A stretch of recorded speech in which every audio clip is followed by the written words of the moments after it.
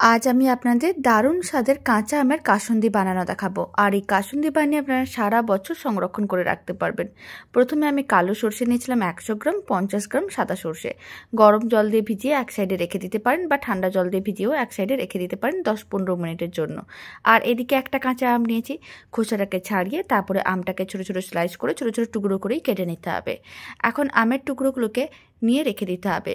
আর 10-15 minute পরে যখন সর্ষে দানাগুলো ভিজে যাবে, মিক্সির জারের মধ্যে নিয়ে নিতে হবে। তার মধ্যে কাঁচা আমের টুকরোগুলো, অল্প একটু লবণ আর জল দিয়ে খুব ভালো করে পেস্ট করতে হবে। মিশ্রণটা খুব ভালো করে পেস্ট করা হয়ে গেছে, একেবারেই মসৃণ, কোনো রকমের দানা নেই। এখন একটা কড়াই নিয়েছি, তার মধ্যে আমি 500 ml মতন জল নিয়েছি, অল্প একটু দিয়েছি হলুদ গুঁড়ো আর দিয়ে দিলাম 50 গ্রামের মতন চিনি। খুব ভালো করে মিশিয়ে তারপরে ফ্লেমটা লোতে রাখতে হবে। সর্ষে ও কাঁচা আমের পেস্টটা দিয়ে দিতে হবে। লো ফ্লেমে খুব ভালো করে মিশিয়ে নিতে হবে।